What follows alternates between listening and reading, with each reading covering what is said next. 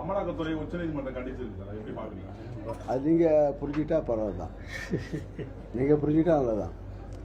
ஏன்னா இப்போ உச்சநீதிமன்றம் தன்னுடைய கண்டனத்தை தெரிவித்திருக்கிறது. அதிகாரத்துக்கு மீறி அமலாக்கத்துறை தன்னுடைய அதிகாரத்தை வரம்புக்கு மீறி ஒரு அரசுடைய ஒன்றிய அரசுடைய தூண்டுதல்னா அதை காணக்கிணங்க பணியாற்றுகிறார்கள். யாருமே குற்றம் உச்சநீதிமன்றமே சொல்லுகின்றார்கள். யார் மீது குற்றமோ அவர்களை விசாரிக்காமல் அவர்கள் தொடர்பு எல்லாத்தையும் அரசை அவர்களே கண்டித்திருக்கிறார்கள். இது மக்கள் கண்டிக்கக்கூடிய காலம் 26ஆம் ஆண்டு 2026 தேர்தலில், சட்டமன்ற தேர்தலில் மக்கள் கண்டிப்பார்கள். உச்சநீதிமன்றம் கொட்டு வச்சிருக்கிறது. அவருடைய நடவடிக்கை அவர்கள் கொல்லைப்புறமாக திராவிட முன்னேற்ற கழகம் இங்கே சாதனைகளை இது போன்ற வீண் பழியை சுமத்துகின்றார்கள் என்பது உச்சநீதிமன்றம் கண்டித்திருக்கின்றார்கள். இது மக்கள் உணர்ந்து கொண்டிருப்பார்கள். நீங்களும் கண்டிப்பாக 2026 ஒரு விடிவு காலம் இதுக்கு வரும். முதல்வருடைய டெல்லி பயணத்தை எடப்பாடி பழனிசாமி விமர்சனம் பண்ணியிருக்காங்க. அவங்க கட்சி பண்ணணும்னு சொல்றாங்க, ஏதோ சொல்றாங்க. என்ன எதுக்காக போறாங்கன்னு ஊரறிஞ்ச விஷயம்.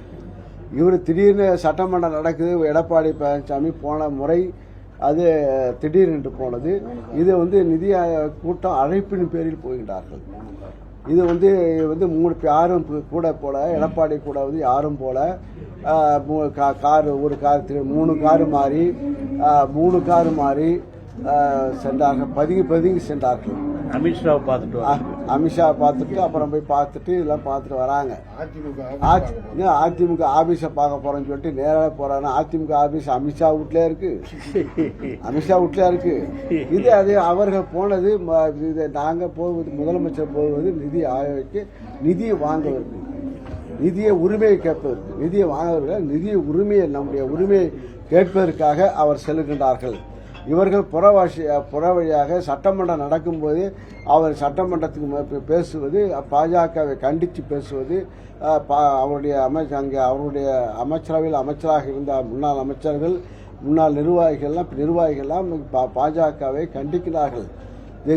ஜெயக்குமார் முன்னாள் அமைச்சராக இருந்தவர், கழகத்தை அந்த கட்சியுடைய பொறுப்பில் இருந்தவர். நான் இந்த பிஜேபியால் சேர்ந்து தான் தோற்றி போனேன் என்று புலம்பினார். புலம்பிய மறுவாரம் இங்கே கூட்டணி நடக்குது.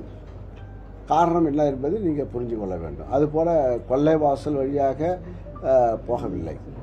இது நேரடியாக விமானம் ஏறி அதிக அழைப்பின் பேரில் நிதி ஆயோக் கூட்டம் உலகறிஞ்ச விஷயம், எல்லா ஊடகத்துக்கும் தெரியும்.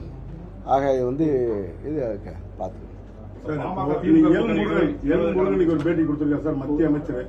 அவர் என்ன சொல்றாருன்னா, ஏற்கனவே பல்வேறு வழக்குல சார்கள் அதிகமா இருந்தாங்க, இப்ப டாஸ்மாக் வழக்குல தம்பிங்க அதிகமா இருக்காங்க. இப்ப தம்பிங்களுக்கும் திமுகவுக்கும் என்ன தொடர்புன்னு ஒரு கேள்வி வைக்கிறார் சார். சாருன்னா என்னன்னு தெரியல, தம்பிக்குன்னு தெரியல, அவங்களா பேசிக்கிறாங்க. இது இப்பதான் உச்சநீதிமன்றம் நாங்கள் சொல்லணும்னு தெரியல, இப்போ உச்சநீதிமன்றம் வழங்கியிருக்கிறார்கள். உச்சநீதிமன்றம் தீர்ப்பை வழங்கியிருக்கிறது. இடி ஏன் ஒரு ஆள் குற்றம் சுமத்தவரை விசாரிக்க வேண்டும், ஏன் ஒரு நிறுவனத்தை விசாரிக்க வேண்டும், ஏன் சிந்திக்க வேண்டும் என்று அவர்களே கொட்டு வைத்திருக்கிறார்கள். அவரே தீர்ப்பு வழங்கியிருக்கிறார்கள். முருகனுக்கு எனக்கு தெரியும், முருகனுக்கு தான் தெரியும். பாமக திமுக கூட இணைவதற்கான ஒரு முயற்சியில் ஈடுபட்டு தகவல்